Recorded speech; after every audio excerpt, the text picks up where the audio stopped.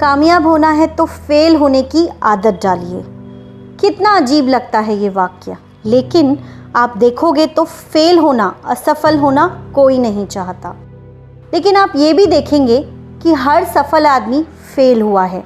सीधी तरह कामयाबी की सीढ़ी किसी को नहीं मिली। कर्ज, डिप्रेशन, घर की समस्याएं, ये तीनों का तालमेल कामयाबी में रुकावट बनता है। लेकिन इन तीनों को आप एक सत्य के रूप में देखोगे तो इन्हीं तीनों में छिपा है फेल होने की कड़ी को तोड़ने का रास्ता। चलिए पहले कर्ज को समझते हैं।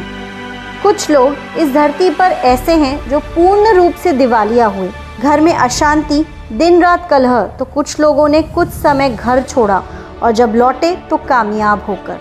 ऐसे भी एग्जाम्पल हैं जो पूरी तरह टूटकर आत्महत्या को ठान लेते हैं। लेकिन कभी कभी डूबते को तिनके का सहारा वाली बात सार्थक होती है और उनकी नेगेटिव लाइफ में पॉजिटिव एनर्जी आना शुरू हो जाती है। हम बात कर रहे हैं ऐसे ही young, dynamic, upcoming director Kailash Matai की।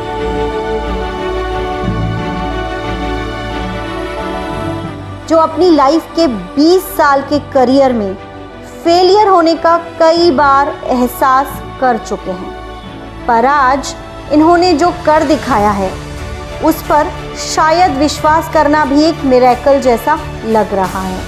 फिर भी आज कैलाश हमेशा एक ही बात बोलते हैं, फेल होने के बाद की कामयाबी का अलग ही मज़ा है। 20 साल से इनका करियर बड़ा ही दिलचस्प रहा है। छोटे छोटे लोकल टीवी केबल ऐड से इनकी शुरुआत हुई। धीरे धीरे सीरियल कलाकार, सिनेमा जगत की हस्तियों के साथ ऐड बनाना बड़ा ही विशाल काम बनने लगा। फलस्वरूप 20 साल के करियर में 2000 प्लस एडवर्टीजमेंट्स का काम सफल तरीके से किया। ये सब उनकी एड एजेंसी के माध्यम से ही हुआ।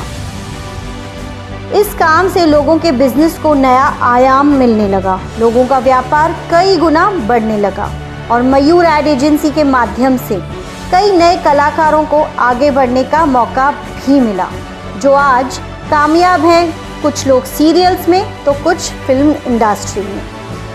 लेकिन यहाँ तक ही कैलाश खुद को फेल ही समझते हैं। धीरे धीरे वक्त ने और रफ्तार पकड़ी, कारवां बनने लगा।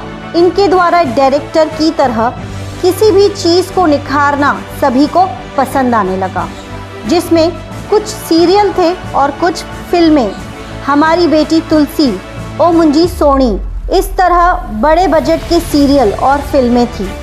पर अब भी कैलाश जी को फेलियर शब्द से ही लगाव था। शायद इसीलिए ही पास होने के लिए इनसे भी बढ़कर कुछ वे सिंधी समुदाय के लिए करना चाहते थे। सिंधी समुदाय से कैलाश जी को बचपन से ही लगाव था और सिंधी भाइयों के लिए कुछ कर दिखाने का जज्बा पहले से ही इनके मन में था। ज़रूरत थी बस एक छोटे से अवसर की। जब इन्होंने देखा कि सिंधी भाषा और सिंधी भाइयों का विश्व में कोई खास वर्चस्व नहीं दिख रहा है, उपलब्धि है लेकिन जितनी होनी चाहिए कम थी, कैलाश जी ने सिंधी भाइयों को ध्यान में रखकर कुछ ऐसा सोचा कि हर भाषा की अपनी अलग पकड़ है, पहचान है, साहित्य में, कला में, मनोरंजन में, यहाँ तक कि गीत संगीत में भी और सिनेमा जगत में भी।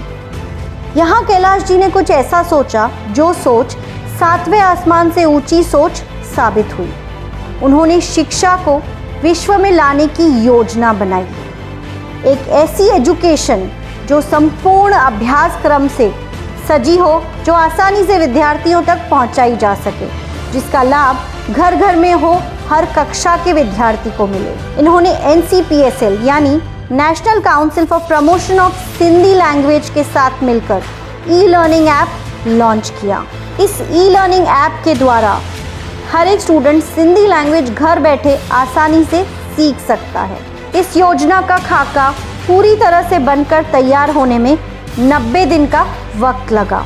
अब इस योजना को लाने के लिए सरकार की मंजूरी की ज़रूरत थी, क्योंकि इतनी बड़ी योजना को विश्व के सामने प्रस्तुत करना आसान नहीं था।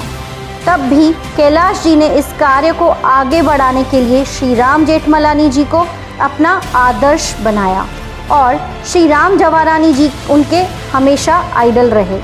इनके माध्यम से शिक्षा का ये अभ्यास का क्रम जो सिंधी भाषा में था, इसमें सभी कक्षा के विद्यार्थियों को आसान शिक्षा ग्रहण करने का तरीका था। इसे NCPSL के तहत सर्वसम्मति से मंजूरी मिली और एक भव्य और शानदार रेडियो स्टेशन का नाम मिला। उल्लासनगर के सभी सिंधी प्रेमियों के लिए कैलाश जी ने वाकई एक ऐसा कार्य किया है जो आज तक किसी ने नहीं किया।